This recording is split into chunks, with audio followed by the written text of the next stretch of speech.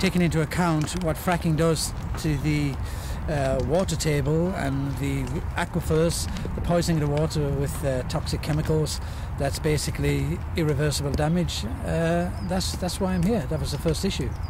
When our democratic institutions have failed us and allowing fracking to go ahead, then the only recourse open to us is to go and intervene ourselves.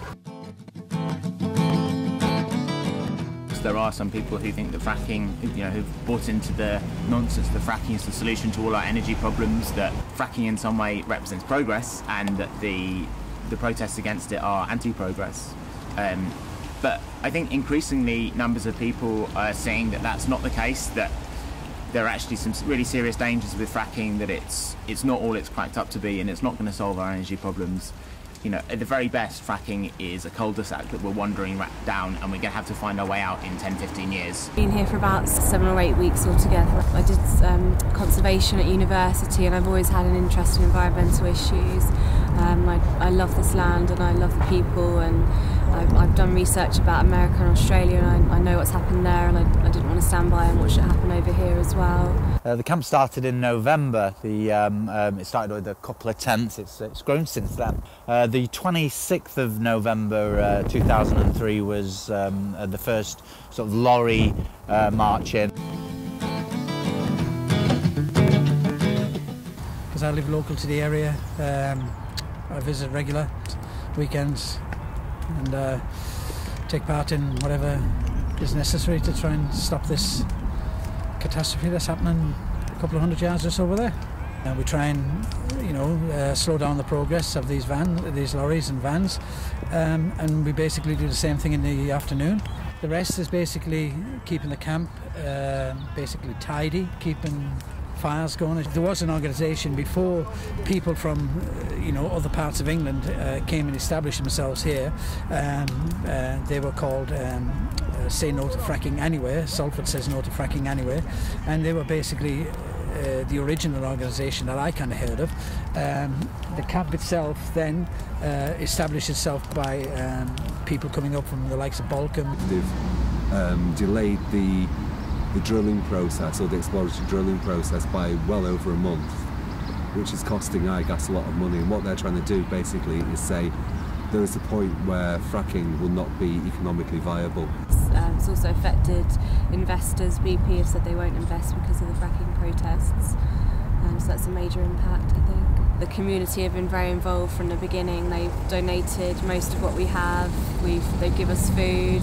We get locals coming up for cooking for us quite a bit. The Manchester Evening News ran a poll on their website, and 73% of people were supportive of the protest. Similarly, around 70%, so between 80 and the high 60s of percentage of people are against fracking in that area. So there's actually locally really strong public support for the protest. We're independent journalists from Salford Star and photographers, so we're not actually part of the protest, but what we do try and do is give the community a voice. Our role, if you like, is being the conduit between the kind of anti-fracking movement and the mainstream, because nobody else is covering it.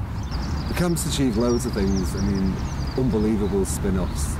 First thing it's done, it's galvanised all the activists in the city and Manchester and Greater Manchester have all come together to oppose this. So it's achieved that, definitely. It's inspired a lot of people because it's peaceful, it's imaginative, it's colourful. It's kind of a fun way to protest with a very, very serious message.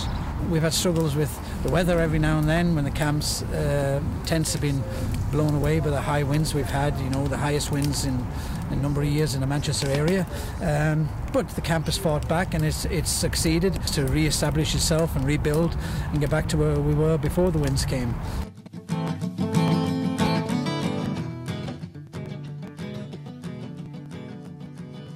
I've been arrested twice so far. I was arrested January for a lock-on, and then 2 days later for a breach of bail. So that was an unlawful arrest as well. So. But when you see a woman with blood pouring out of her mouth and ears, picked on for absolutely no reason as far as I could see, you have to go public on it, and you have to say, look, this is happening on our doorstep. If it was happening in Syria or South Africa or somewhere like that, or Zimbabwe, Colombia, people would be going, this is terrible, this shows how bad the regime is. when it's happening on your own doorstep and you're actually witnessing it.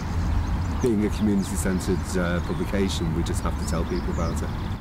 What's being said to these people every morning before they come to Barton Moss and do these things that they're doing, we've all seen the videos of completely unacceptable police behaviour. Somebody said the other day the police have been treating them like Saturday night drunken revellers or football hooligans, and they're actually not. They're grandmas, they're disabled people, their families bringing prams, there's kids, there's dogs in shopping baskets. The police are acting against the interest of peaceful protest and in favour of getting the lorries into the gas exploratory drilling site as fast as possible. You know, they're obviously obeying somebody's orders, and you know, you can point a finger at anybody. You know, you can say David Cameron, you can say, are they IGAS's private army, or Sir Peter Fahey, or is it coming from Westminster? The landowners, Peel Holdings, own massive tracts of the northwest. They're an unaccountable company. They're offshore, they're not publicly listed, so they're owned mostly by a small family. They're based in a tax haven, and yet they own huge amounts of northwest England, the Trafford Centre, the Greater Manchester Ships Canal, lots and lots of the local area. And for a very long time, also Media City, where the BBC is based, they own that.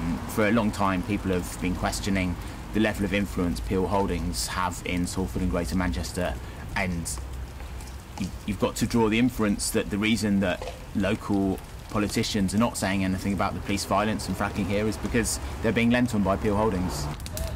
I think they might have used it as a tactic to deter people from coming, but I think it's backfired in the faces, because the more people actually see the police attitude towards peaceful protesters, or protectors as we prefer to be called, I think it's galvanised local support from far and near, and that's why people are turning up here in great numbers.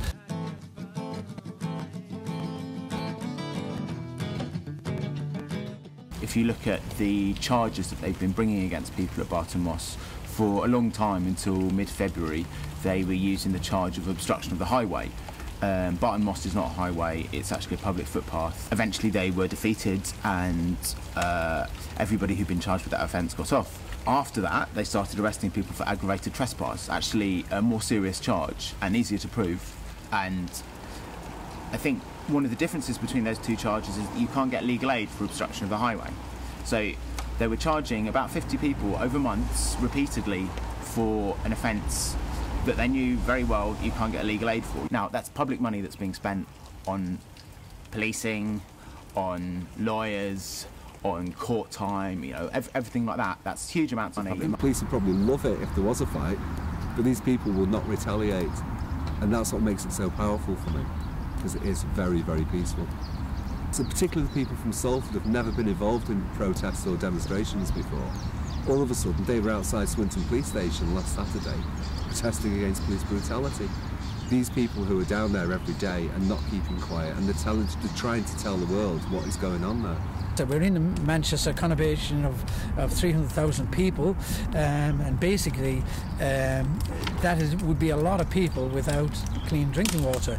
Plus, as well, the industrial wasteland that fracking leaves in its wake, fields behind us here, would become industrial wastelands. Nothing would grow. There'd be no wildlife. You know, the air quality would be, you know, as low as it could get, you know, back to the industrial days of Manchester. So why should we return to those? You know, when people have strived to make efforts for clean rivers, clean canals, cleaning the air, you know, so no, we can't return to them days. We've got to pursue this fracking issue and stop it in its tracks, really.